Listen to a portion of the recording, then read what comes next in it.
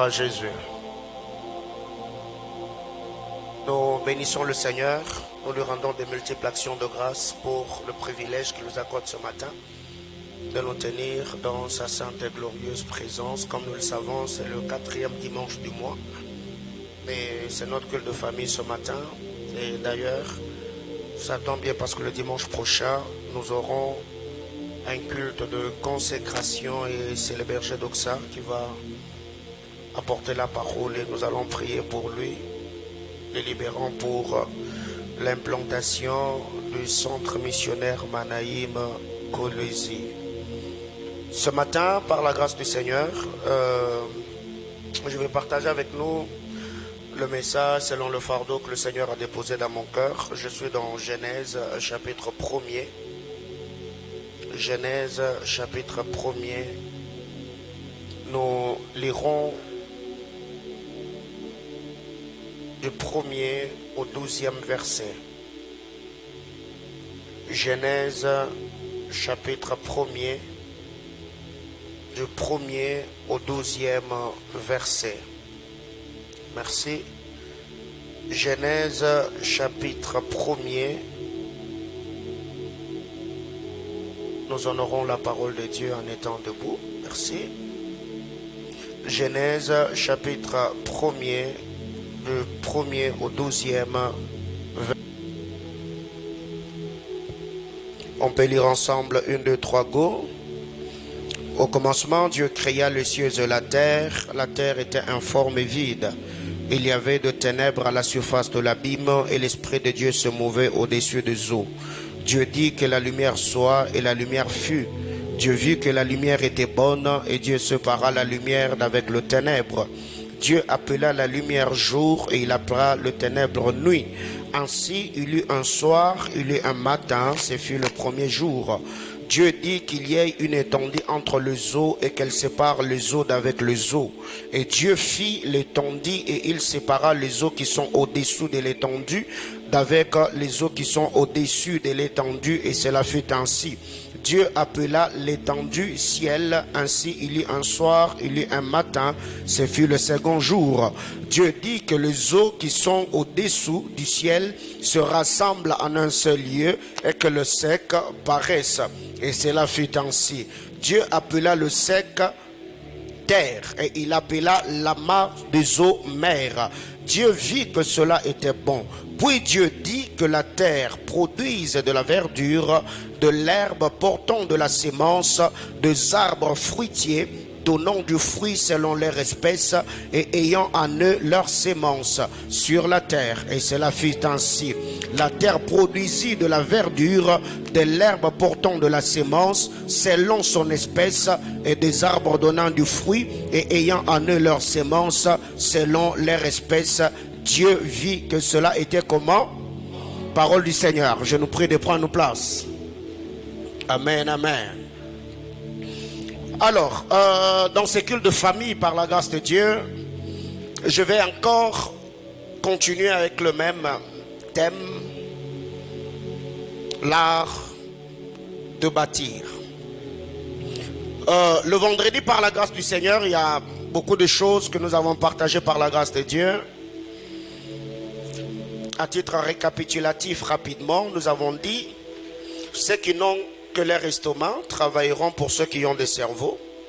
2, nous avons dit que ceux qui vivent que pour du pain finiront par se livrer à ceux qui le fournissent. 3, nous avons dit ceux qui n'ont que la bouche pour parler finiront par faire la publicité de ceux qui ont le main pour travailler. 4, nous avons dit que ceux qui n'ont que les yeux pour faire la télétravail finiront par voir à leur télé ceux qui avaient de vision. 5, nous avons dit que ceux qui n'ont que le genou pour prier finiront par les utiliser pour supplier ceux qui avaient le pied pour chercher. Nous avons également dit ceux qui sont de maîtres dans leur prison finiront par devenir esclaves de ceux qui étaient esclaves dans leur passé pour devenir de maîtres dans leur futur. Nous avons dit que ceux qui ne sont que riches dans leur garde-robe finiront par mettre leurs habits pour servir ceux qui ont enrichi leur compte en banque.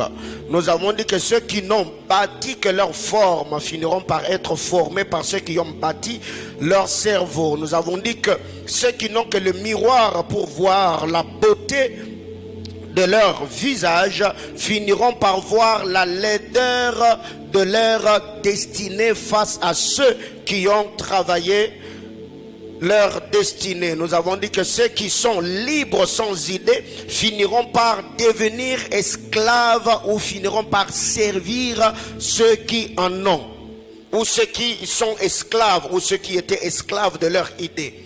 Nous avons dit ceux qui étaient libres parce que Joseph vivait, ils ont fini par devenir esclaves quand Joseph a perdu la vie. Nous avons dit celui qui ne fait pas transpirer, ça c'est le prophète Nazir qui l'avait dit, je mentionne, celui qui ne sait pas transpirer son cerveau, la vie fera transpirer ses muscles. Dernier point, nous avons dit ceux qui dorment sans vision finiront par rester ou veiller sur ceux qui veillaient à cause de leur vision. Nous avons parlé de deux choses par la grâce du Seigneur. Alors, ce matin, par la grâce de Dieu, donc ce que je dis là, ce sont des choses que nous avons partagées profondément le vendredi et les cultes étaient très bénissants. Bien-aimés dans le Seigneur, ce matin, alors que j'étais hier en train de méditer le texte de Genèse, chapitre 1er que nous venons de lire, j'ai fini par comprendre une vérité importante. C'est que nous devons savoir que tout bâtisseur n'est pas seulement bâtisseur, mais tout bâtisseur est aussi un sémeur, mais lui-même est une sémence. Tout bâtisseur n'est pas seulement bâtisseur, mais tout bâtisseur est un sémeur. Le bâtisseur n'est pas seulement un sémeur, mais le bâtisseur lui-même est une sémence. Pourquoi ? Parce qu'en bâtissant, nous avons dit que tout bon sémeur n'est pas celui qui utilise les hommes pour bâtir sa vie ou sa destinée, mais plutôt celui qui utilise le talent, le don, le potentiel, les capacités, les habiletés que le Seigneur lui a données pour bâtir la vie des autres. Parlons du sémeur. Tout bâtisseur est un sémeur parce que il a la grâce de Dieu, parce qu'il a l'onction de Dieu, parce qu'il a la faveur de Dieu sur sa vie. Alors il prendra de ce qui est en lui, le déposera sur les autres. Ce qui fait que tout bon bâtisseur est celui qui produit ceux de son espèce.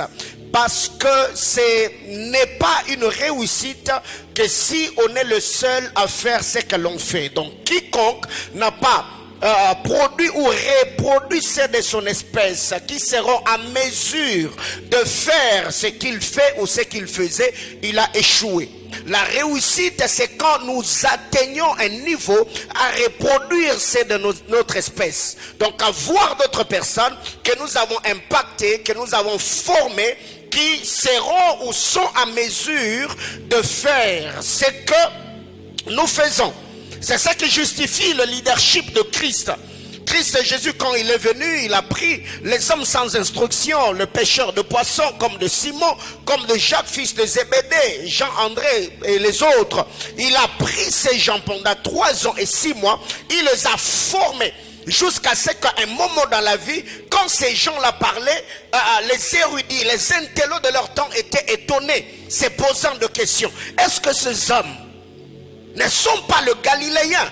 Comment est-ce qu'ils peuvent comprendre le mystère du royaume? Pourquoi? Parce que Jésus n'était pas seulement un bâtisseur, mais Jésus était un sémeur. Bien-aimé dans le Seigneur, tout bon bâtisseur n'est pas seulement un sémeur, mais lui-même est une sémence. Pourquoi? Parce que Jésus-Christ, dans Éphésiens chapitre 4, l'apôtre Paul nous dit, étant monté au ciel, il a émené de captifs, il a fait des dons aux hommes. C'est ce qui différencie ceux qui ont le don de ceux qui ont le ministère. Celui qui a le don, il a trouvé grâce devant le Seigneur, Dieu lui a donné un don pour édifier l'église, pour exhorter l'église. Mais celui qui est appelé au ministère, il n'a pas un don, lui-même est un don. Alléluia. Ce qui justifie, Ephésiens chapitre 4, la Bible déclare, étant monté au ciel, il n'a pas donné de dons, mais il a fait des hommes des dons. C'est que si tu as l'appel au ministère, tu n'as pas un don. Toi-même, tu es un don. Tu es un homme que le Seigneur a appelé. Il a fait ce don à l'église du Congo, à l'église du Katanga, à l'église de Lubumbashi. Alléluia. Donc, Jésus-Christ a travaillé avec eux. C'est pour cette raison qu'en lisant la parole de Dieu, dans le texte de Genèse, chapitre 1er, le verset 11 de la Bible déclare, Dieu dit que la terre produise de la verdure, de l'herbe portant de la sémence, des arbres fruitiers donnant du fruit, selon leur espèce, et ayant en eux leur sémence sur la terre. Pourquoi? Parce que les arbres ne doivent pas seulement donner du fruit, mais le fruit donné par les arbres doivent avoir en elles leur sémence, afin que la loi de la reproduction ou la reproductivité soit continuelle. Parce que si l'arbre donne du fruit et que le fruit à son tour est égoïste, on a arrêté le cycle. C'est que quand l'arbre qui était hier une sémence donne du fruit, le fruit à son tour doit porter la sémence pour que la sémence qui est dans le fruit demain devienne un arbre et que l'arbre porte du fruit et que le fruit porte la sémence, ainsi de suite. Alléluia. C'est dans cette optique que quand l'apôtre Paul parle à Timothée, il dit: ce que tu as reçu de moi, confie-le à des âmes fidèles qui seront capables ou à mesure de les confier à d'autres personnes. Pourquoi? Parce que nous sommes des arbres qui portent du fruit, mais le fruit en question doit également avoir de la sémence. Ce qui fait qu'un homme sur qui repose la grâce et la faveur de Dieu doit être en mesure de donner à la nation ceux de son espèce. Quand on voit ces gens-là travailler, on peut se poser la question: waouh, toi tu es sorti de telle école, toi tu es fils de tel. Pourquoi? Parce que c'est la loi de la nature. La Bible déclare, puis Dieu dit, la terre produit de la verdure, de l'herbe portant de la sémence, des arbres fruitiers donnant du fruit selon leur espèce, et ayant en eux leur sémence. Et je crois ce matin, par la grâce du Seigneur, si tu étais un arbre ou tu étais un fruit qui était déjà vidé de ta sémence, le Seigneur, par sa grâce, il va te communiquer cela afin que tu sois à mesure de produire ce de... Oh, j'étais en train de parler à quelqu'un. La terre produisit de la verdure, de l'herbe portant de la sémence selon son espèce, et des arbres donnant du fruit et ayant en eux leur sémence selon leur espèce. Dieu vit que cela était bon. Donc ici, en lisant la parole de Dieu, tout tourne autour de l'arbre, du fruit et de la sémence. Voyez-vous? Donc, quand je suis un arbre, je ne dois pas être stérile comme le figuier, je dois porter du fruit. Et le fruit à son tour ne doit pas être stérile. Le fruit doit porter de la sémence, afin que demain après-demain, que la sémence qu'a porté le fruit devienne également un arbre. Et que l'arbre à son tour puisse également avoir du fruit et que le fruit porte de la sémence. Donc je suis de ceux qui croient. Aujourd'hui, quand je vois ceux dans cette église qui sont appelés au ministère de la parole, du haut de cet hôtel, expliquant le mystère du royaume, c'est éblouissant, c'est épatant, ça réjouit mon cœur. Je me dis: waouh, gloire au Seigneur. Dieu est capable de prendre les hommes de nulle part, investir en eux sa grâce, son onction, sa bienveillance, manifester son amour, pour que ce dernier devienne de dons, de talents, des hommes qui seront des sources de bénédiction pour plusieurs destinés. Et je vais partager avec nous 6 petites choses ce matin, et après quand on va passer à autre chose. 2 Corinthiens chapitre 9, le verset 10. 2 Corinthiens chapitre 9, le 10e verset. 2 Corinthiens chapitre 9, le verset 10. La Bible déclare, c'est lui. Donc c'est lui ici, c'est Dieu. C'est lui qui fournit de la sémence au semeur et du pain pour sa nourriture. Vous fournira et vous multipliera la sémence. Et il augmentera le fruit de votre justice. Alléluia. C'est ce qui est écrit dans ta Bible, n'est-ce pas? Ok, c'est lui qui fournit de la sémence au semeur et du pain pour sa nourriture. Celui-là vous fournira et multipliera la sémence et il augmentera. Ça, c'est une très bonne chose. Donc il y a des mots-clés dans cette portion d'écriture. On parle de celui qui fournit, donc le fournisseur. On parle du semeur. On parle de la nourriture du semeur. On parle de multiplier la sémence. On parle d'augmenter la sémence. Alors déjà, quand vous allez dans le texte de Ésaïe chapitre 55, le verset 10 et le verset 11. La précédez-moi, Ésaïe chapitre 55, le verset 10 et le verset 11. Qu'est-ce qui est dit dans la parole de Dieu? Ésaïe chapitre 55, le verset 10 et le verset 11.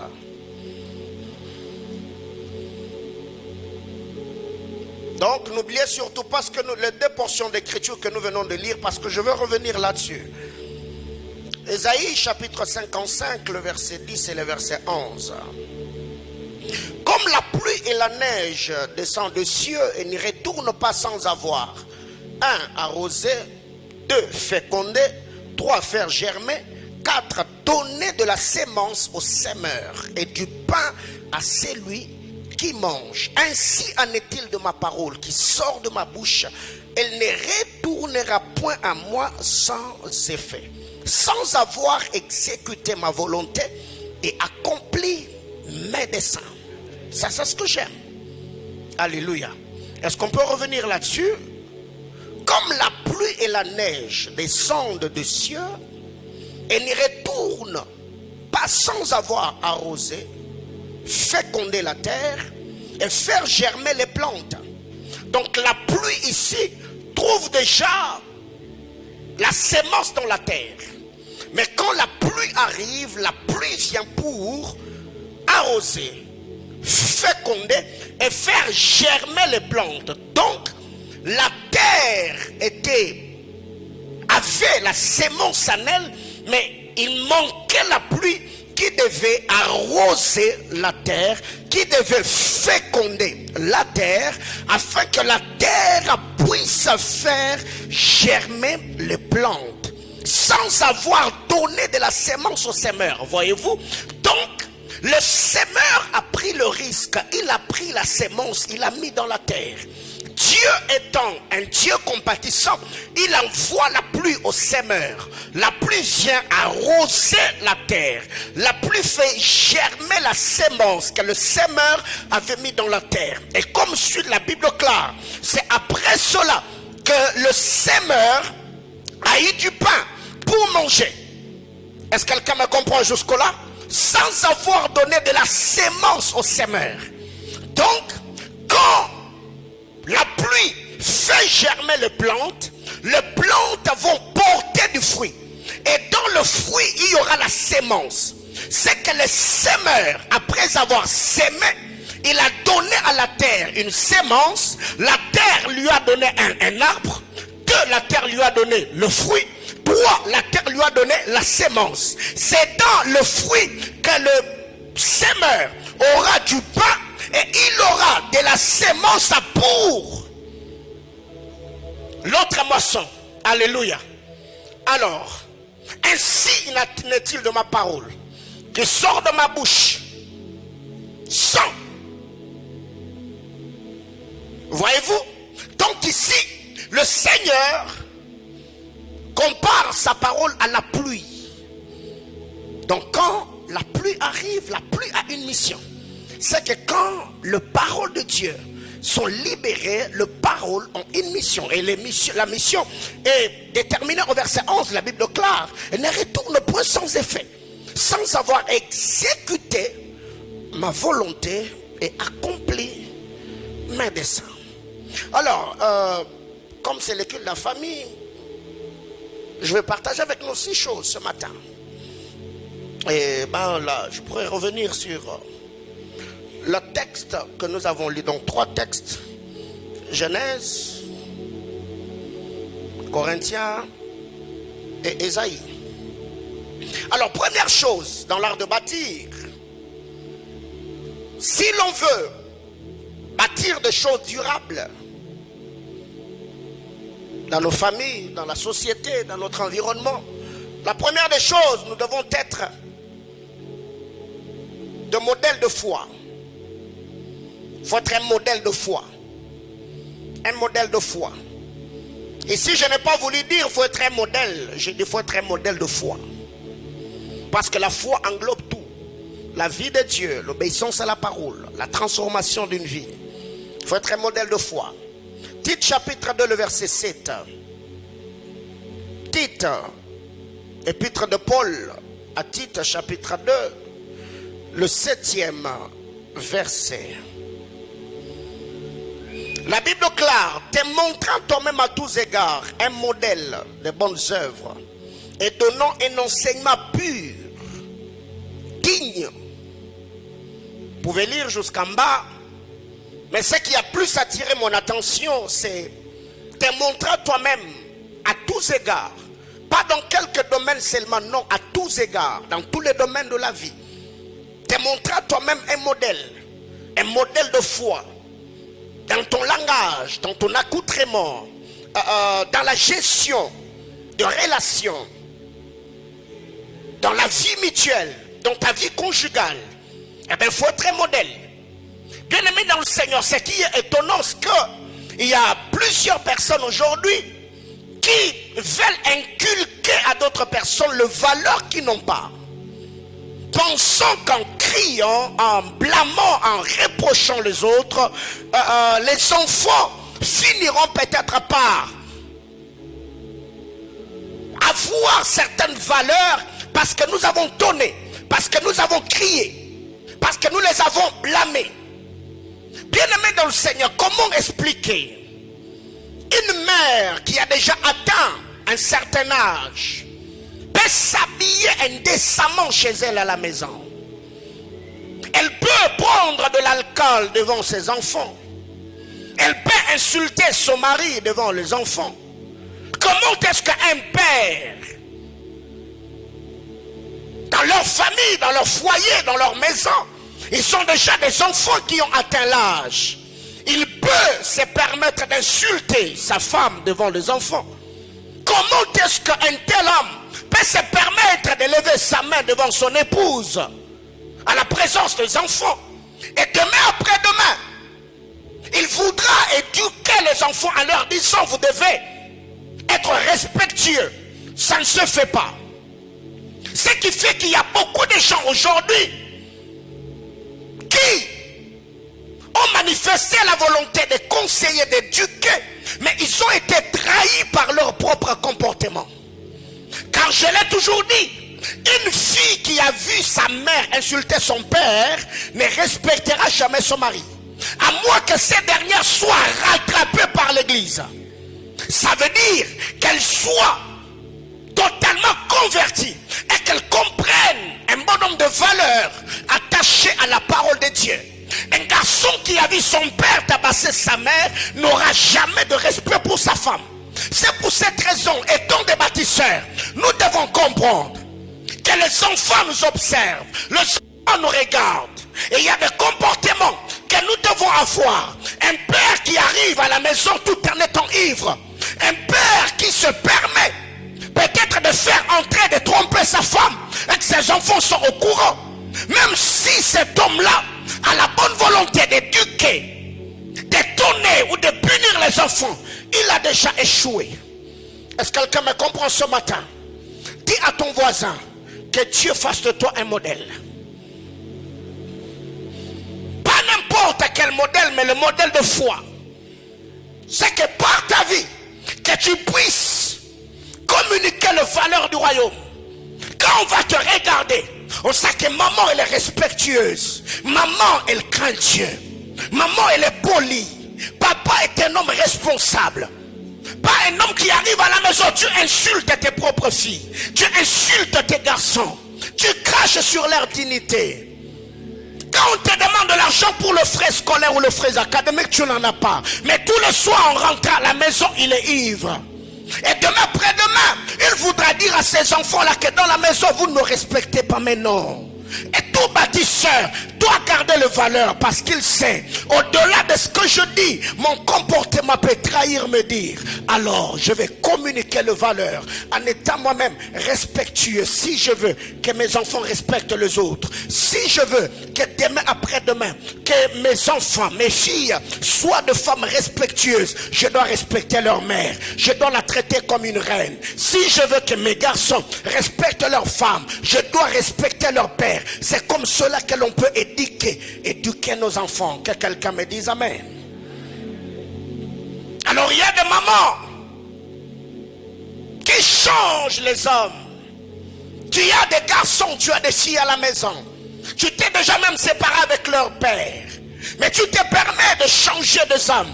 Hier c'était papa Gaspard. Demain tu viens avec papa Thierry. Demain après-demain tu viens avec papa Philippe. Et tout ce qui se fait, ces enfants-là te regardent, t'observent. Et demain c'est toi qui vas leur faire ça pour leur dire, vous voyez mes filles, vous devez vous garder en craignant Dieu. Mais écoutez, ça ne va pas passer. Quelqu'un me comprend? C'est que toi-même sois un modèle. Respecte tes enfants. Dans ta conduite, dans ton accoutrement. Tu ne peux pas t'habiller d'une certaine manière. Tu as déjà atteint l'âge. Mais tu mets des bodys, des petites culottes, des petites jupes. Tu prends de l'alcool.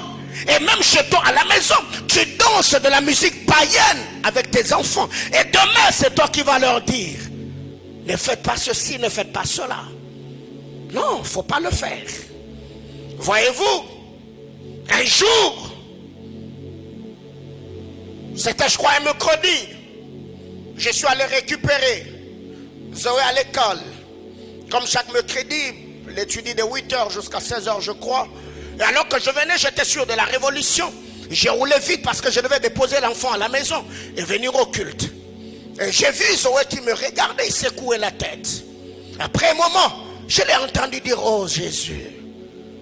J'étais tiqué, j'ai dit, mais est-ce que tu as un problème? Il me dit, papa Paulin, tu roules trop vite. Bien aimé, j'avais envie d'arrêter et de lui céder le volant. Voyez-vous? Donc, il n'était pas l'agent de circulation routière, mais il m'a remis sur le rail. Je ne pouvais pas non plus lui dire, moi je dois aller à l'église, parce que quand déjà l'enfant est tout jeune et qu'il te fait de reproches, il ne faut pas être sur la défensive parce que tu sais rentrer dans les deux orientés. Je dis, ok, excusez-moi, je vais rouler lentement. Il m'a dit, c'est pas la première fois. J'étais toujours observé. J'ai dit, mais Seigneur, quel est le modèle de père? Quel est le modèle de conducteur? Je suis pour ces petits garçons. Et depuis lors, ça m'a aidé quand je suis au volant. Écoutez, je n'ai pas d'abord seulement peur de ne pas de rouler vite, ou je n'ai pas peur des pêcheurs, mais je me dis, j'ai un pêcheur à mes côtés, donc je dois vraiment me tenir dans le chaos. Alléluia. Donc dis à ton voisin, sois un modèle. 2 Timothée chapitre 4, le verset 12. J'aime la parole de Dieu. 2 Timothée chapitre 4, le 12e verset. C'est 1 Timothée, excusez-moi, 1 Timothée chapitre 4, pour ceux qui écrivent. 1 Timothée chapitre 4, verset 12. Que personne ne méprise ta jeunesse, mais sois un modèle pour le fidèle, en parole, en conduite, en charité, en foi, en pureté. Sois un modèle, que personne ne méprise ta jeunesse, mais sois un modèle pour le fidèle. Autrement dit, sois un modèle pour tes subalternes. Sois un modèle pour ceux sur qui Dieu t'a établi.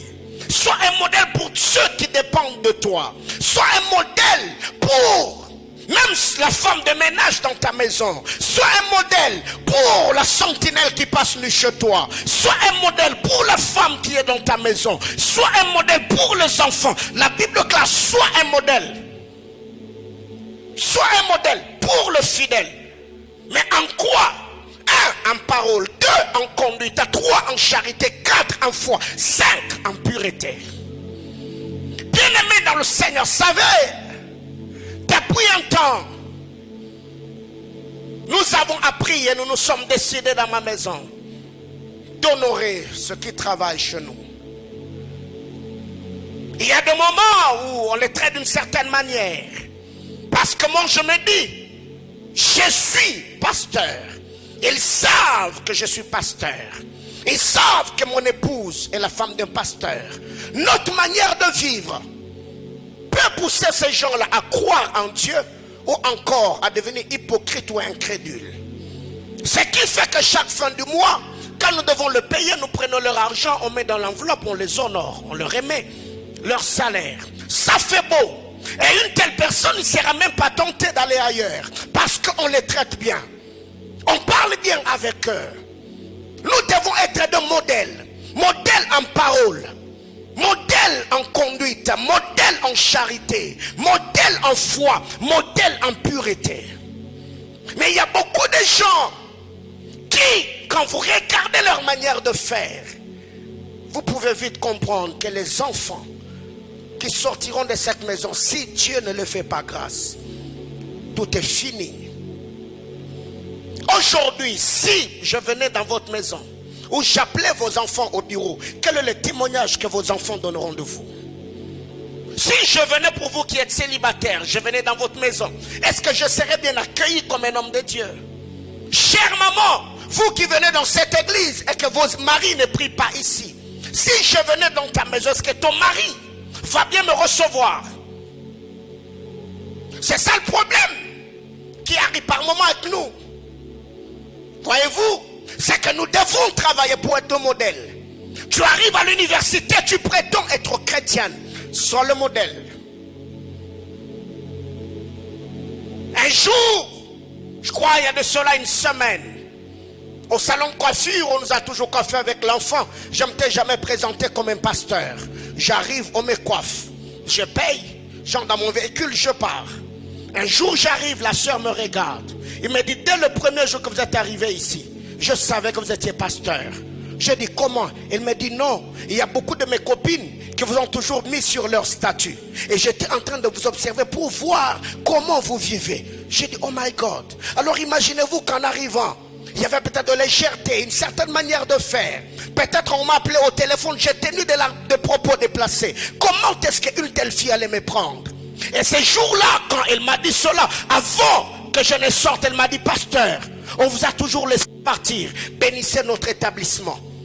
Avant même que je commence à prier, tous les travailleurs étaient déjà à genoux et je me suis aussi agenouillé. J'ai prié pour eux, j'ai béni leur établissement et je suis sorti.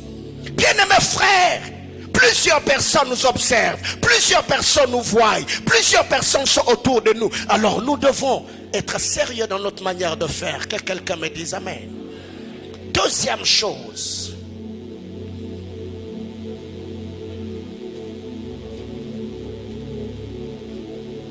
deuxièmement, tout bon bâtisseur doit être un bâtisseur et non un destructeur.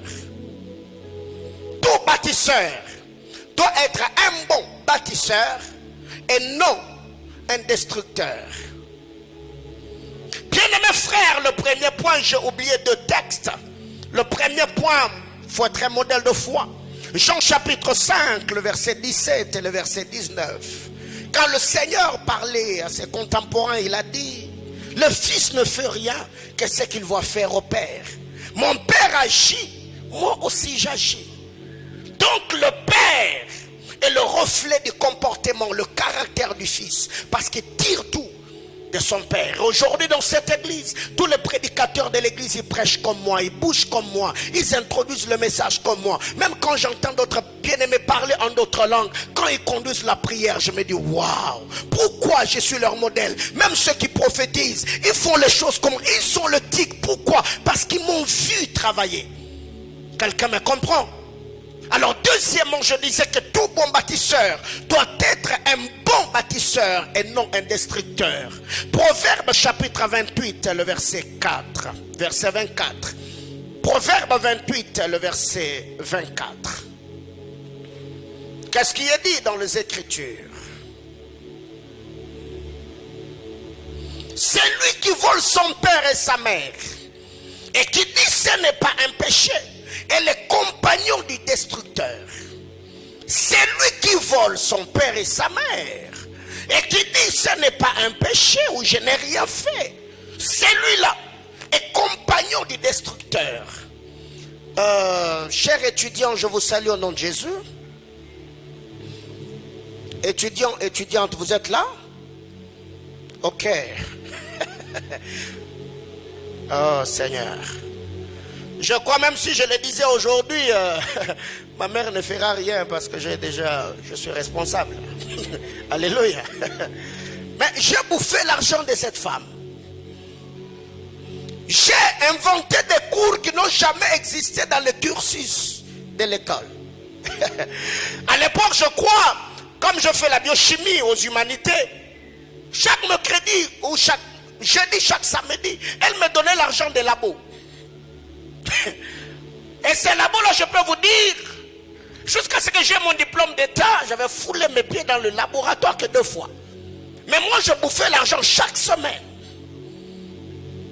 Mais je savais, je pouvais voir comment cette femme, elle a vendu ses super wax pour que j'étudie. À un moment donné, je me suis dit, je n'ai pas de pitié. Elle s'est battue pour nous nourrir parce que papa n'était plus. Mais malgré cela, je n'avais pas de pitié. Je faisais tout ce que je pouvais faire pour ne pas manquer de l'argent. Et par moments, j'allais avec les amis, on staffait, on mangeait, c'était beau. Bien aimé dans le Seigneur, la Bible classe, c'est lui qui vole son père ou sa mère. Et dit, ce n'est pas un péché, il est compagnon du destructeur. Combien d'entre nous aujourd'hui, nous avons ruiné nos propres parents? On était sans pitié. Combien de femmes aujourd'hui volent, excusez-moi le terme, c'est pas le femme de Manaïm bien sûr, volent leur mari. Combien même d'autres maris fouillent dans le sac de leur femme et prennent de l'argent? Il faut être un bâtisseur et non un destructeur. Bien-aimé dans le Seigneur, quand déjà on atteint un certain niveau de maturité, de compréhension, il y a des choses que l'on ne peut plus faire. Parce que je me dis, les temps sont difficiles pour tout le monde. Je ne sais pas combien mon mari se bat pour gagner de l'argent. Je ne sais pas combien mes parents se battent pour avoir de l'argent. Alors, il faut que je sois honnête dans ma conduite. Ce qui fait qu'il y a beaucoup de jeunes gens aujourd'hui, parce que vous avez tellement menti, parce que vous avez tellement roulé, et que vous ne vous êtes jamais repenti, et vous n'avez jamais demandé pardon. Et depuis que tu as fini les études, tu cherches le travail sans trouver. Un jour, j'ai parlé avec un bien-aimé. Je crois, c'est en 2018. Alors que j'ai parlé avec la personne, j'ai donné des conseils, c'était passé. Mais les confidences que la personne m'avait fait, j'ai dit non, ça faut que tu parles avec tes parents. Il faut que tu parles avec le parent, tu dois demander pardon. Parce que, certes c'est passé, mais c'est resté comme quelque chose qui a bloqué ou retenu ta destinée jusqu'aujourd'hui. Tout bon bâtisseur doit être, tout bâtisseur plutôt, doit être un bâtisseur et non pas un destructeur. Nous l'avons toujours dit. Quand vous allez dans la famille d'Adam, Caïn a jalousé son frère et l'a tué. Mais quand vous allez dans le sang de Tamar, Péret a ouvert la voie pour que Zérach, son frère, sorte. Quand vous allez dans le sang de Rebecca, Jacob tenait le talon de son frère pour l'empêcher à sortir. Mais quand vous allez dans le sang de Tamar, Zérach a utilisé sa main. Il a ouvert la voie à Péret plutôt et son frère est sorti. Bien-aimé dans le Seigneur, de l'autre côté, alors que Caïn était en train de tuer Abel, le privant à Adam et Ève, de l'autre côté, il y a Ruben qui est venu avec le mandragore et a permis à sa mère d'avoir d'autres enfants. Nous devons être des bâtisseurs. Et même dans nos familles, il y a cet esprit d'accusation. Les accusateurs, ces enfants ne manquent jamais. Il y a peut-être quelque chose qui s'est passé. Les parents n'étaient pas là. La première des choses quand le parent arrive, c'est toi qui fais le rapport. Papa, vous savez quoi? Quand vous n'étiez pas là, mon frère, ma soeur ont fait. Et quand les mauvaises paroles seront libérées, ou quand la personne sera châtiée, toi de ton côté, tu es en paix. Alors que le problème pouvait se résoudre d'une certaine manière. C'est ce qui est arrivé dans Genèse chapitre 9. Noé a bu du vin dans sa maison, dans sa tente, il s'est dénudé. Son fils est entré, il a vu sa nudité. Il est allé le raconter à ses frères. Vous allez vous rendre compte en ces temps-là, la sortie de l'arche, il n'y avait que 9 personnes. 8 personnes plutôt dans l'arche de Noé. Donc c'était seulement la famille de Noé. Si cette histoire-là était gérée entre eux, cet enfant n'allait pas être maudit. La Bible déclare, quelques temps plus tard, Noé a appris. Comment il a appris? C'est qu'il y avait quelqu'un qui avait trahi. L'indiscrétion. Et quand Noé s'élève, Noé a maudit. Il a soumis la postérité de son fils à la vie d'esclave. Mais s'il y avait l'amour, s'il y avait la maturité dans la maison de Noé, on pouvait gérer l'enfrère qui avait gaffé. Bien-aimés frères, l'esprit d'accusation ronge et détruit la famille.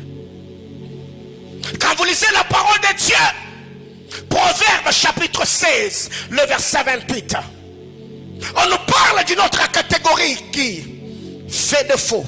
On les appelle le rapporteur. Le rapporteur divise les amis. Le rapporteur sépare les amis. Proverbe chapitre 16, le verset 28. Le rapporteur divise. Ceux qui rappellent le faute dans le discours séparent les amis. Bien-aimés frères, par toi que ceux qui sont divisés se réunissent à nouveau.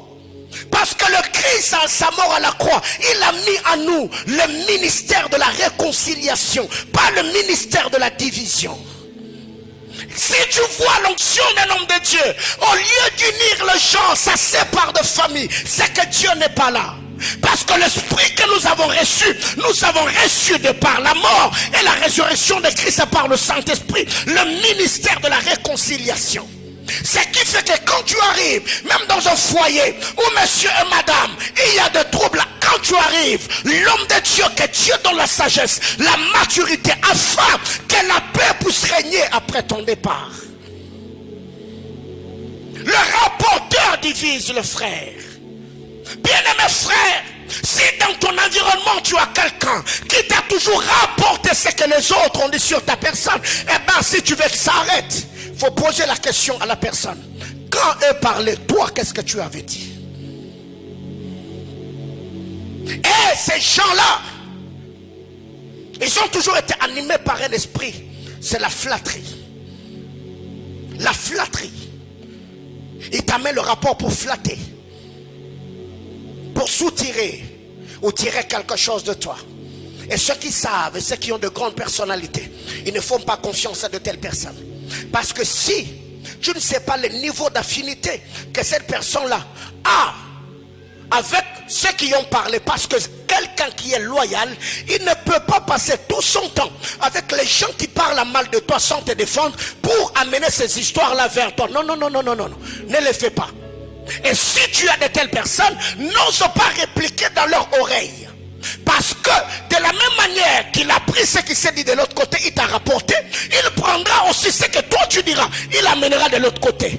Il y aura des bandades et tu vas te salir dans une bassesse, une immaturité qui ne te ressemble même pas. Troisième sous-point,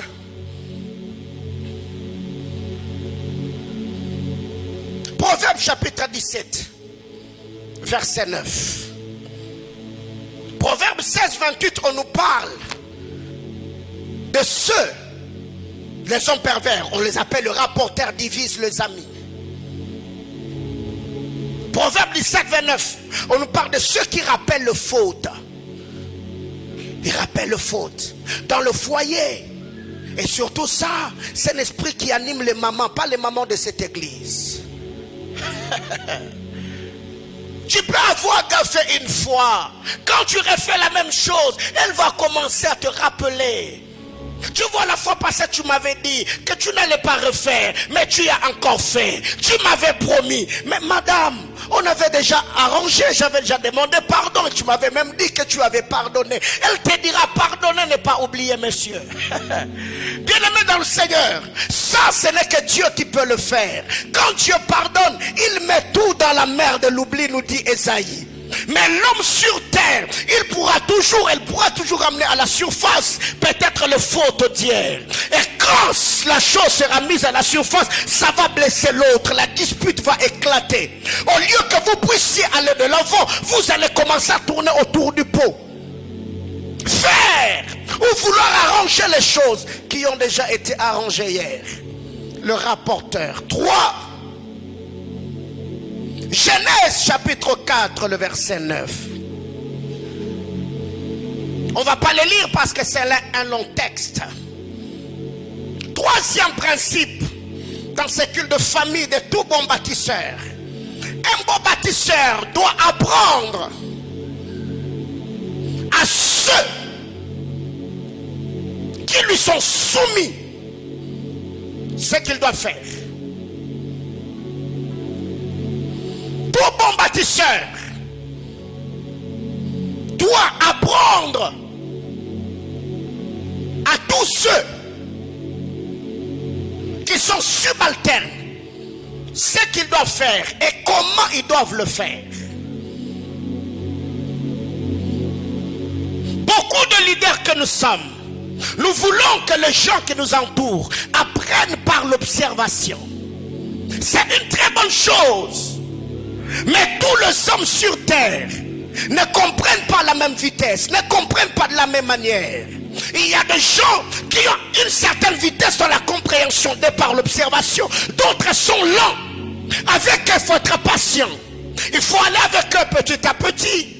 Il faut parler, il faut enseigner, il faut exhorter.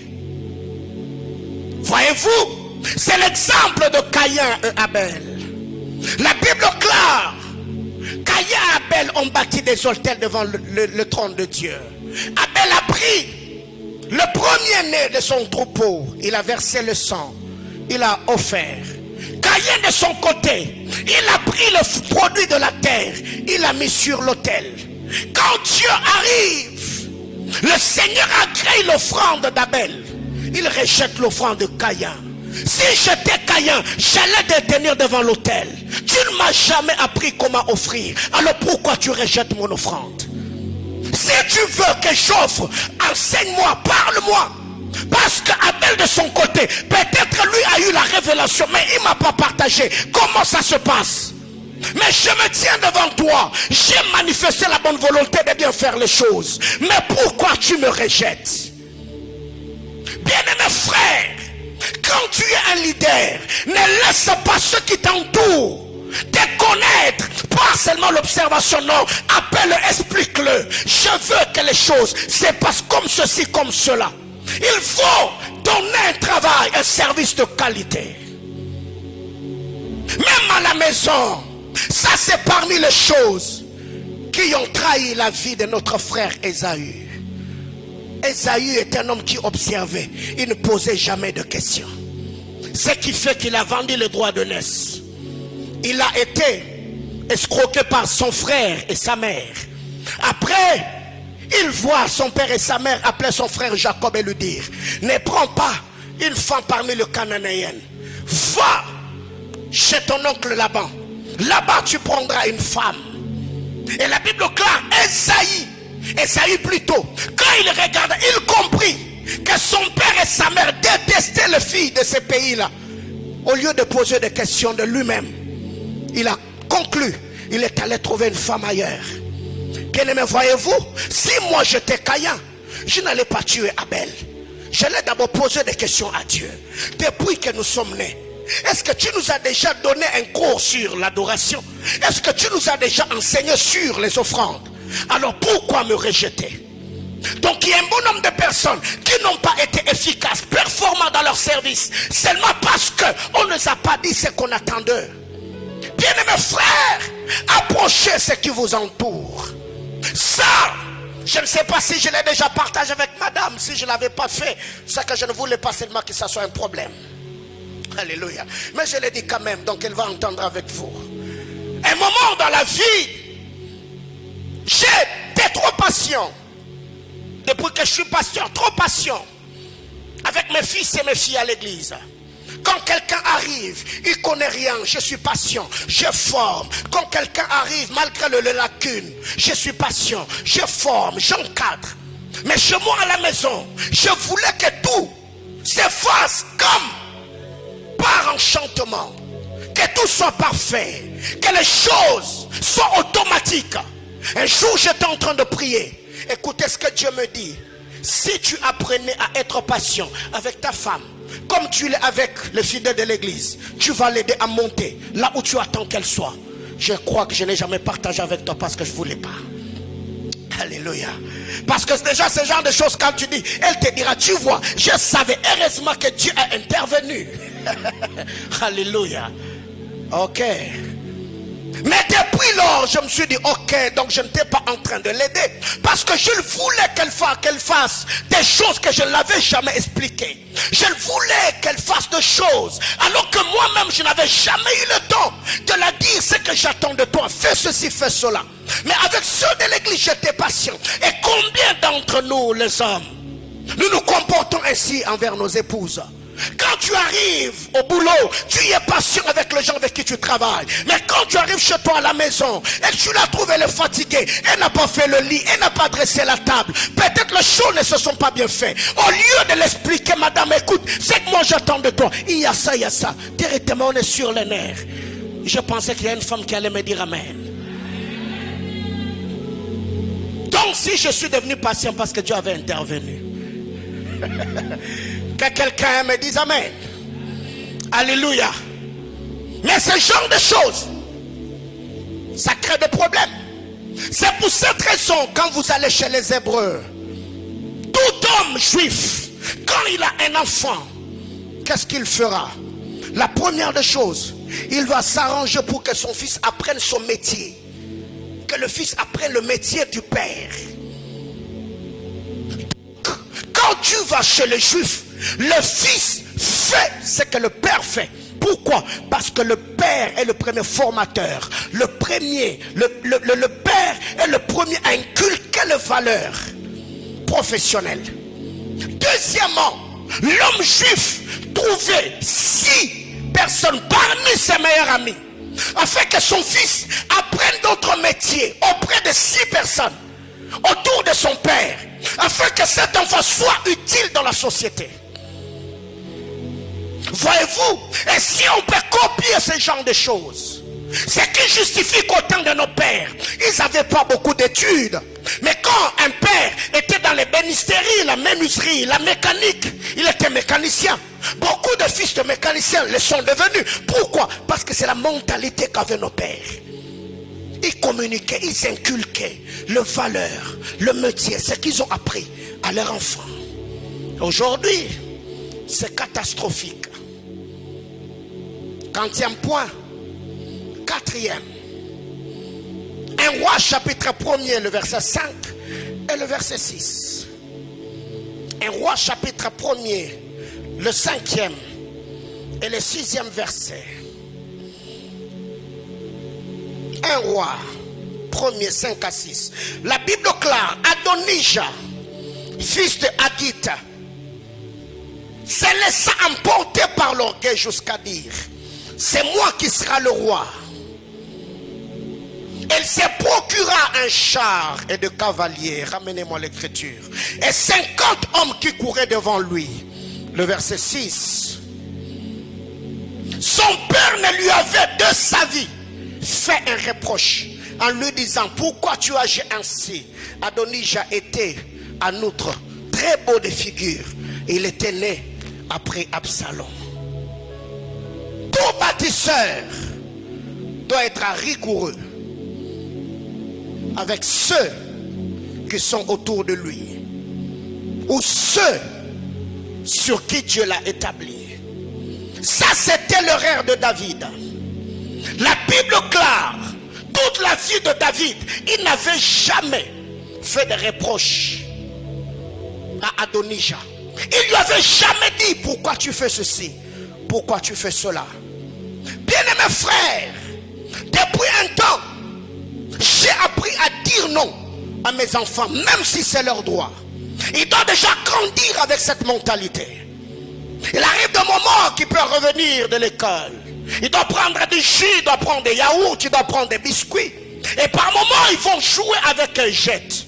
Mais on a appris à dire non aux enfants. Elle peut venir après avoir... Non, non, maintenant là tu prends pas, tu vas revenir après. Et ça, c'est quelque chose que j'ai communiqué à mon fils. Et je vois maintenant, il est en train de se battre pour communiquer les mêmes valeurs à sa petite soeur. Zoé est le genre de garçon, quand il veut une chose, tu n'auras pas de paix.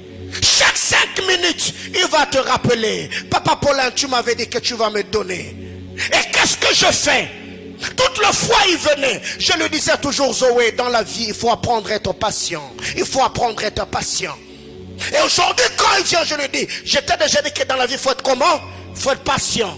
Directement, il va rentrer. Et récemment, je le vois en chambre alors que j'étais en train de suivre la télé. Ça s'est révélé, elle m'a demandé quelque chose. Et c'est Zoé qui rappelle à sa soeur. Chez Mira, Papa Paulin nous a toujours dit, dans la vie, il faut être patient. Bien-aimés frères, ce sont des petites choses. Mais vous devez comprendre qu'à un moment donné, dans la vie, il faut apprendre à dire non un moment aux enfants. Même si ils en ont le droit. Parce qu'il y a quelque chose que tu veux les inculquer. Qu'à un moment donné dans la vie, je ne serai pas toujours à mesure de vous donner tout ce que vous voulez avoir. Et que Dieu bénisse tous ces parents qui ont discipliné leurs enfants en disant, jusqu'à ce que tu vas me présenter telle et telle autre chose, tu auras un téléphone portable. Que Dieu bénisse toutes ces personnes qui ont une certaine rigueur parce qu'ils veulent que leurs enfants restent dans le droit chemin. Comment expliquer ta fille quitte la maison? Elle te dit que je vais voir une copine. La copine en question, tu ne la connais pas. Mais non. Il faut connaître les copines que vos enfants fréquentent. Et même quand elle sort, la confiance n'exclut pas le contrôle. Je peux avoir même le numéro téléphonique de la fille. J'appelle. Est-ce que ma fille est chez vous?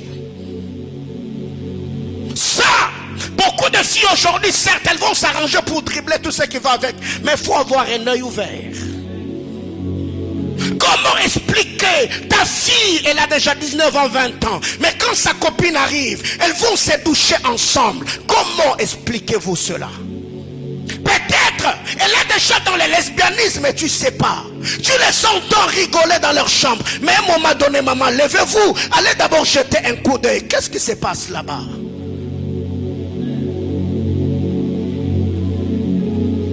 Bien-aimés frères, il y a des moments à la maison chez moi, je me donne la peine de passer du temps à la télévision pour voir comment les enfants se comportent face à certaines scènes. Certes, les enfants passent tout leur temps à suivre des dessins animés, mais aujourd'hui, tout ce qui se passe à la télé, il faut être là pour suivre.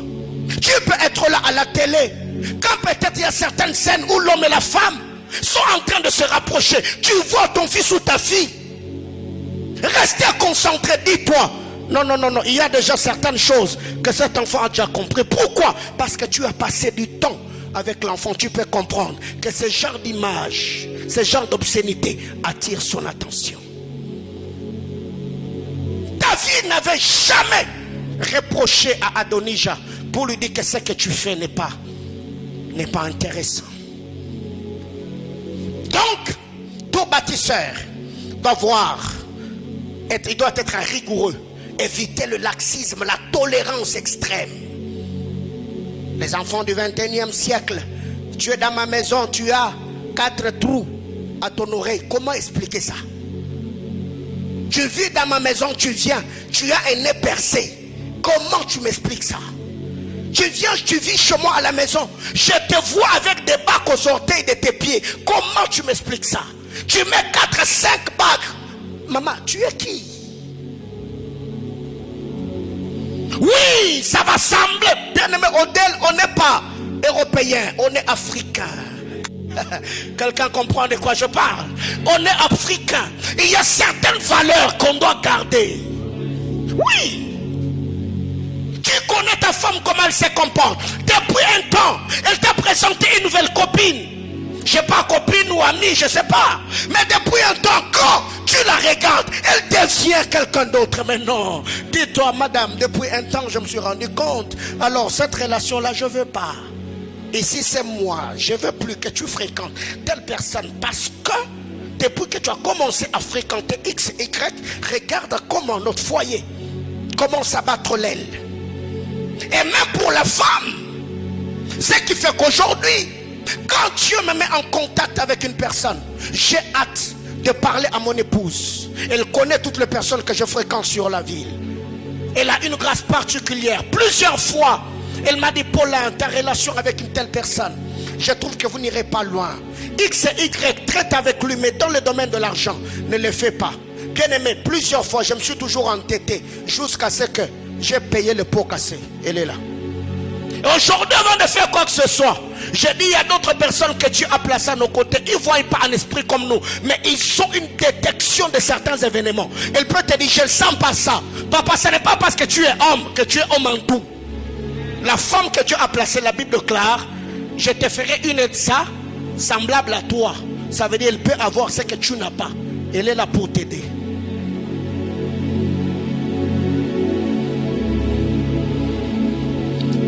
Proverbe chapitre 22, le verset 6. Je vais rapidement la précéder moi. Proverbe 22, le verset 6.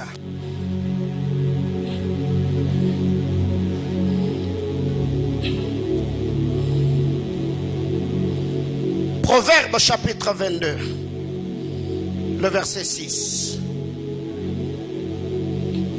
Instruis l'enfant selon la voie qu'il doit suivre. Et quand il sera vieux, il ne s'en détournera pas. Deux choses pour éviter cette tolérance et ce laxisme. 1. L'instruction. 2. La discipline. Il faut instruire, il faut enseigner, il faut communiquer les valeurs. L'instruction. Instruis l'enfant selon la voie qu'il doit suivre. Et quand il sera vieux, il ne s'en détournera pas. Proverbe chapitre 13, le verset 24. Je vous donne l'écriture, vous allez lire à la maison. Proverbe 13, le verset 24, la presse. Celui qui ménage sa verge est son enfant. Mais celui qui l'aime cherche à le corriger. La discipline. Donnez-moi Proverbe chapitre 22, le verset 15. Proverbe 22, le verset 15. Qu'est-ce que l'écriture nous dit? La folie est attachée au cœur de l'enfant, mais la verge de la correction l'éloignera de lui. La verge de la correction éloignera la folie de ton enfant. Proverbe 23, le verset 13 et le verset 14. Proverbe 23, le verset 13 et le verset 14. N'épargne pas la correction à l'enfant. Si tu le frappes de la verge, il ne mourra point. En le frappant de la verge, tu délivres son âme du séjour de mort. Donc deux choses pour éviter le laxisme ou garder nos enfants dans le droit chemin. 1.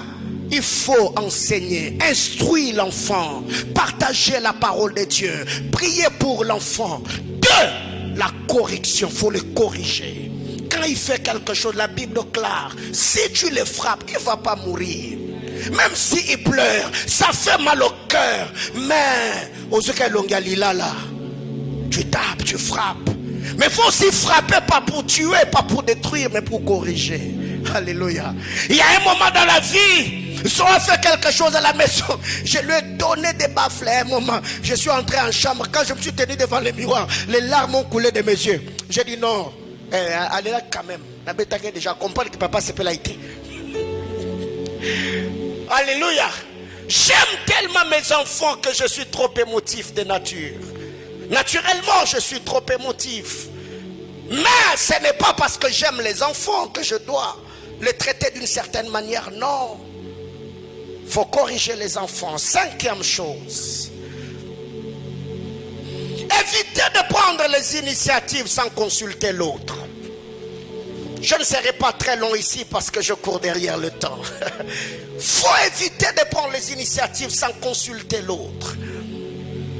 Genèse chapitre 27, du verset 1er au verset 6, on ne va pas lire parce que ça va nous prendre du temps. Genèse 27, le premier, du 1er au 6e verset. Bien aimé, en lisant la parole de Dieu, en lisant l'histoire de la famille d'Isaac, je me suis rendu compte que cette famille était une famille déséquilibrée, pour ne pas dire désordonnée. En lisant la parole de Dieu, la Bible déclare: Isaac appela Ésaü son fils et lui dit: quand vous descendez, le père a appelé son fils et lui a donné une instruction. Quand vous descendez, la Bible déclare: Rebecca appela Jacob son fils et lui dit. Quel dysfonctionnement dans le couple! C'est qu'à la lumière des Écritures, Ésaü est le fils d'Isaac, Jacob est le fils de Rebecca.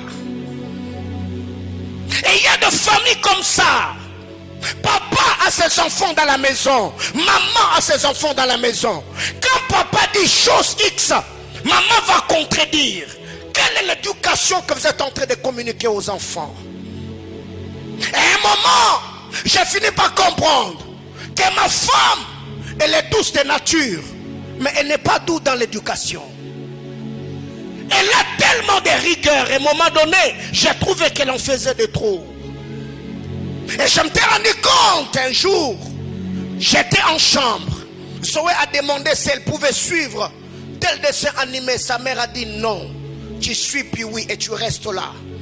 Alors comme Zoé sait que papa Paulin par moment, il aime faire genre, Zoé est venu en chambre et me dire: papa Paulin, est-ce que tu permets que je suive telle chose? Je ne savais pas que sa mère avait déjà interdit. J'ai dit oui, pas de problème, va suivre. Il est parti. Et sa mère n'avait pas fait attention. Et c'était devenu une habitude. Quand on l'interdit à gauche, il va chercher les secours à droite. Jusqu'à ce que j'ai compris, c'est petit, il est en train de nous dribbler. Alléluia. Donc j'ai compris le jeu. C'est que si Zoé se permet de venir demander quelque chose chez moi, c'est que sa mère a déjà dit non. Alors quand il me dit: papa Paul, est-ce que je peux suivre ma question? Est-ce que maman Patti a dit quoi? Si elle me dit la réfugiée, dit ok, elle a raison. Tu écoutes et tu fais ce qu'elle a demandé. De l'autre côté, Isaac appelle son fils et lui dit: mon fils, viens, va dans les champs, chasse-moi du gibier. De l'autre côté, Rebecca appelle son fils et dit: mon fils, viens, va derrière la maison, frappe-moi le chevreau. Et vous connaissez la suite.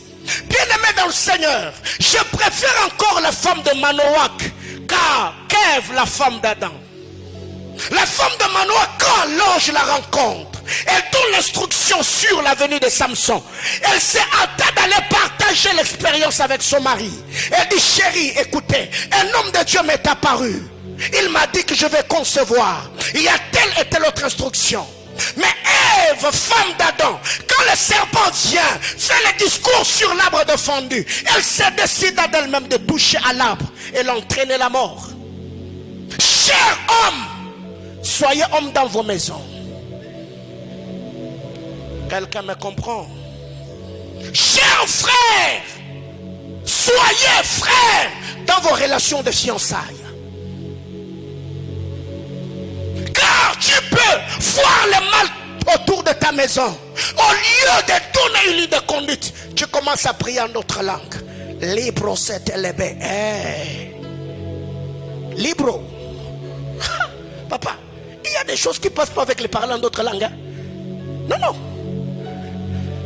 Tu vois que ta fille, ton fils est en train de me conduire et tu te mets parler en d'autres langues. Non, je prierai en d'autres langues et je vais imposer des règles dans la maison pour que personne ne puisse s'en détourner.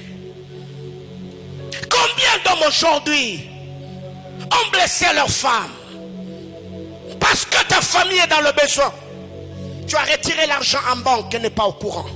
Combien de femmes se sont engagées dans des choses sans consulter leur mari? Dans l'art de bâtir, tu ne peux pas prendre la décision d'engager dans des choses si l'autre n'est pas informé. Pensez aux autres. Chers frères et sœurs, vous qui n'êtes ni fiancés ni mariés, avant de vous engager dans quoi que ce soit, vous devez savoir que la vie ne tourne pas que tout autour de vous.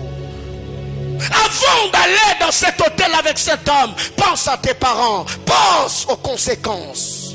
Avant de te faire avorter, pense à d'autres personnes. Avant de prendre le crédit, pense à tes enfants. Et si je ne suis pas en mesure, avant de toucher à l'occultisme, avant d'entrer dans le système de Mankiona et tout ce que nous voyons aujourd'hui dans le ministère, pense à la vie de toutes ces personnes qui sont attachées, qui t'ont fait confiance.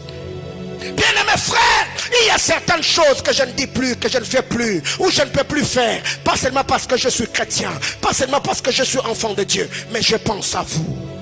Je me dis, ok, si ces personnes apprenaient que le prophète Paulin a fait, ils seront déçus. Alors je ne peux plus faire certaines choses. Ne prenez pas l'initiative sans consulter l'autre. Quand vous allez dans le couple de Manoach et sa femme, il y a l'unité. Tout ce que Dieu dit, la femme disait à son mari.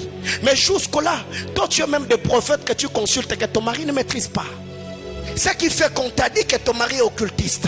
La nuit quand il ronfle parce qu'il est fatigué, toi déjà tu es debout en train d'envoyer feu. Feu sur toi. Fire, fire. Pourquoi? Parce que le prophète t'a dit que quand il ronfle la nuit, il cherche à faire le voyage astral.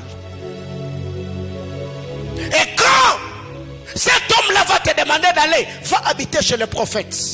Je n'ai pas dit papa renvoyez les femmes de vos maisons. C'est pas ce que je suis en train de dire.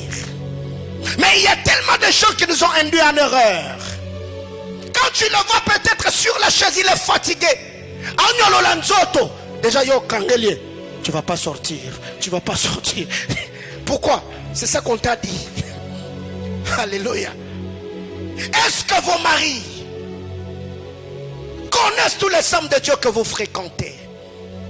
Tous ces hommes de Dieu avec qui vous priez dans des montagnes et au désert. Tous les offrandes que vous donnez de gauche à droite, chère maman. Est-ce que ton mari est au courant? Tu vois déjà que tu as une certaine liberté qui peut ouvrir une porte pour la destruction de ton foyer.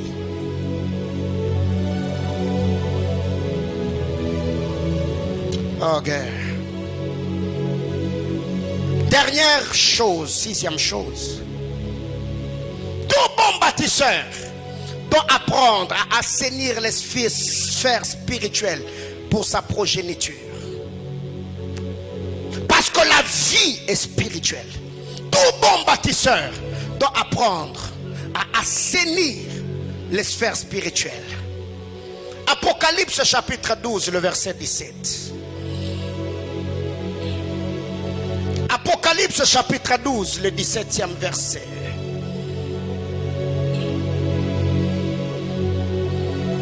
Oh Seigneur.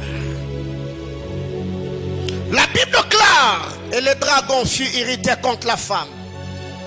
Il s'en alla faire la guerre au reste de sa postérité. À ceux qui gardent le commandement de Dieu et qui ont le témoignage de Jésus. Et le dragon fut irrité contre la femme. La colère du dragon était contre la femme. Mais comme la femme était déjà en un lieu sûr, la Bible déclare, le dragon s'en alla faire la guerre au reste de sa postérité. Bien-aimés frères, tout bon bâtisseur ne doit pas seulement assainir l'atmosphère de sa génération, il doit également livrer de bataille pour sa progéniture. Il y a des enfants aujourd'hui qui ont vu leur destinée être hypothéquée parce que papa était négligent, parce que maman était négligente. Cher papa, la vie est spirituelle. Priez pour vos enfants, bénissez vos enfants, bâtissez les autels pour vos enfants. Ce qui explique qu'Israël ne pouvait pas passer toute leur vie en Égypte. Pourquoi? Parce qu'Abraham, quand il est passé à Canaan, Genèse chapitre 12, Abraham avait bâti un hôtel. Abraham a laissé un hôtel sur la terre de Canaan. Il est parti. Et là où l'hôtel était bâti, l'hôtel réclamait les enfants d'Israël. Ce n'était que normal qu'à un moment donné, selon la prophétie donnée par Dieu, que Moïse le prophète soit envoyé avec un message de libérer les enfants d'Israël. Très tôt le matin, priez pour les enfants. Avant que les enfants n'aillent à l'école, recommandez-le à la grâce de Dieu. Imposez les mains à vos enfants. Priez pour leur destinée. Parce que les combats qui ne vont pas te vaincre, ou le problème que tu surmonteras, ça pourra réclamer tes enfants dans l'avenir. Parce que, peut-être la vie ou la famille a commencé avec toi, mais la famille ne va pas s'arrêter par toi. Toi, tu peux mourir et tu vas t'en aller reposant en paix, mais les enfants qui vont rester derrière toi, qu'est-ce que tu as laissé pour eux? Qu'est-ce qui garantit leur bien-être? Donc, tout bon bâtisseur doit assainir les sphères spirituelles pour les enfants. Bien-aimés frères, et c'est par là que je vais arrêter mon enseignement ce matin. Quand vous lisez la parole de Dieu, dans Exode chapitre 2, le verset 1er, la Bible déclare un homme de Lévi épousa une femme de Lévi. Et de cette union est sorti le bébé Moïse. Mais quand vous allez dans Genèse 49, Lévi est celui que Jacob a maudit. Quand il regarde Lévi, il dit: Lévi et Siméon, vous êtes des hommes méchants, vous êtes des hommes colériques.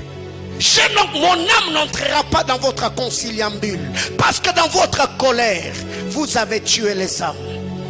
Donc Lévi est un homme qui a une colère maudite. Après, Jacob a maudit le caractère de Lévi, la colère.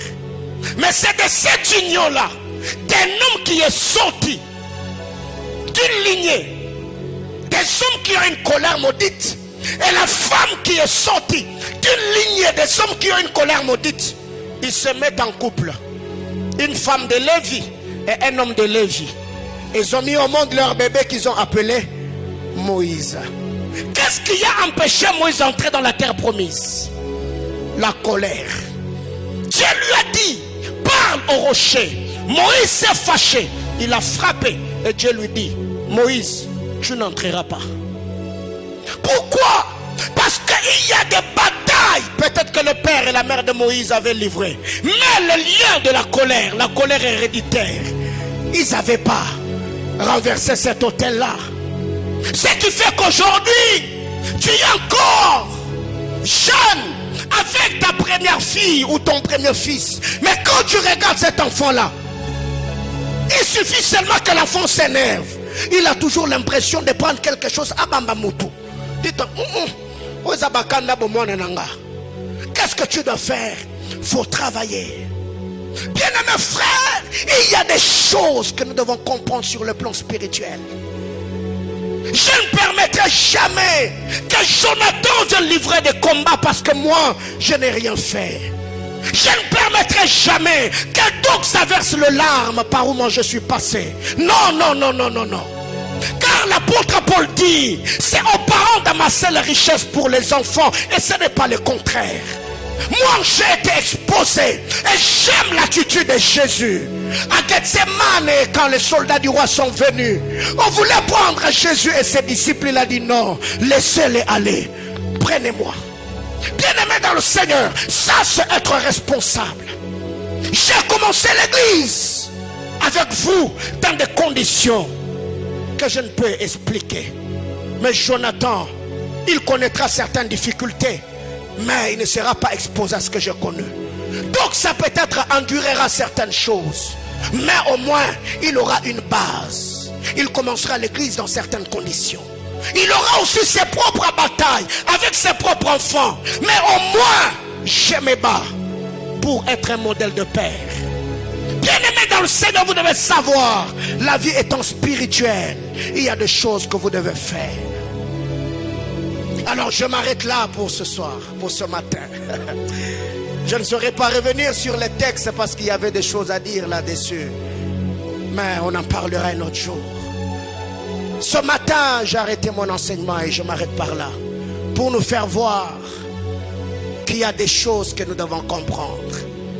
Excusez-moi ce matin si il s'est fait que j'ai beaucoup parlé de ma famille. Ce n'est pas parce que je le voulais, mais j'ai pris ma famille comme un matériel didactique vous expliquant certaines choses parce que nous n'avons pas toujours l'habitude de le faire. Si ça t'a lésé, excuse-moi, si c'est pour toi la première fois de prier avec nous. Mais au moins vous devez comprendre que le Seigneur nous enseigne ces choses, nous communique ces choses parce qu'il ne veut pas que nous soyons dans un cercle vicieux, que nous soyons tourmentés, que nous puissions nous lamenter ou que nous soyons bloqués par quelque chose. Ma soeur, derrière la beauté, l'éloquence, le style vestimentaire de cet homme, il y a toute une charge spirituelle. Derrière la beauté, la silhouette de cette femme, il y a toute une décharge spirituelle. Alors quand tu te mets en relation avec quelqu'un, ne cherche pas seulement à connaître les ambitions de la personne. Pose des questions sur sa famille. Parle-moi de votre famille. Qu'est-ce qui est anormal dans votre famille? Qu'est-ce qui se passe dans votre famille? Ma soeur, ça peut t'aider. Il peut te dire, dans ma famille, je suis la première personne à organiser un mariage religieux selon le rêve que j'ai. Tu comprendras, dans cette famille il y a un problème. Vous êtes à combien d'hommes? Et tous tes frères sont mariés, oui, à une seule femme. Oh non, 3 sont polygames. Il y a déjà l'esprit de polygamie dans cette famille. Tu ne vas pas seulement t'attacher à la personne, tu commenceras déjà à prier pour l'esprit du gars. Seigneur, je prie que ce gars, quand il va m'épouser, qu'il ne voie plus personne. Alléluia. Ce qui fait qu'il y a beaucoup de femmes en te mariant. Tu y as pensé être adoratrice, mais tu es devenue intercesseuse. Tu chasses les démons, les hôtels que tu devais renverser dans le fiançailles. C'est maintenant dans le mariage que tu fais le boulot. Pourquoi? Dans le mariage, dans le fiançailles, tu t'es contenté de boire du jus et de manger la pizza, alors qu'il y avait des choses que tu devais faire. Tu peux regarder cette femme-là, tu poses des questions. Quand tu vas chez elle, tu n'as jamais vu son père. Pose des questions. Qu'est-ce qui a fait que papa et maman se séparent? Peut-être sa mère est colérique. Abouke papa n'a pas un liboko. Et la famille de son père se sont dit, non, tu risques de tuer notre garçon. Et tu comprendras que sa mère était colérique. Peut-être elle aussi avec le temps, elle pourra peut-être te rendre handicapé. Tu vois ce genre de choses, tu vas prier. Alléluia. Moi j'ai posé des questions à mon époux, je vous dis. Jusqu'à arriver à poser des questions. Est-ce que dans votre famille,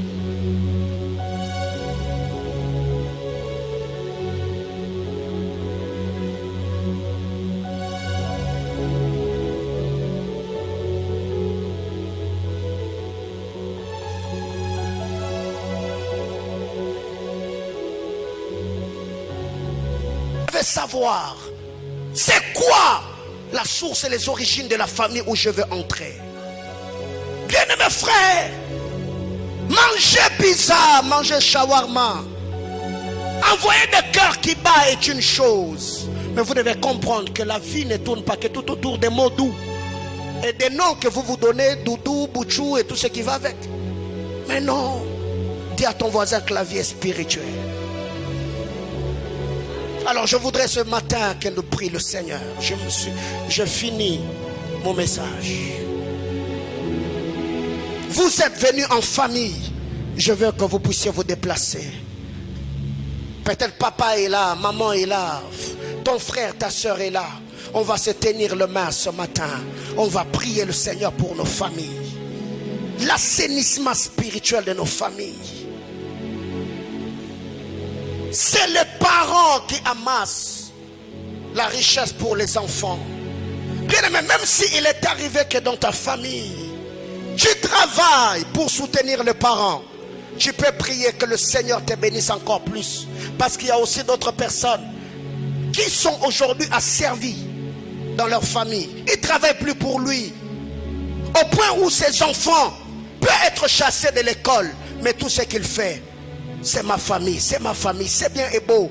Mais tu dois savoir que tu es déjà père de famille toi aussi. Si aujourd'hui tu n'es plus, ces gens-là, ils ne vont pas mourir avec toi. Ils vont continuer à vivre. Mais si tu mourrais, tes enfants n'ont que toi. Est-ce qu'on peut prier ce matin? Sens-toi libre là où il y a tes enfants. Si c'est là derrière à l'école de dimanche, tu peux aller tenir tes enfants à la main, prier pour eux. Là où ton ton mari est, là où ta femme est. On va prier Dieu ce matin. L'assainissement spirituel. La vie est spirituelle, mes frères. On est chanceux et bienheureux que d'entendre ce genre de choses. Aujourd'hui, alors qu'on est encore célibataire, ça va te permettre de préparer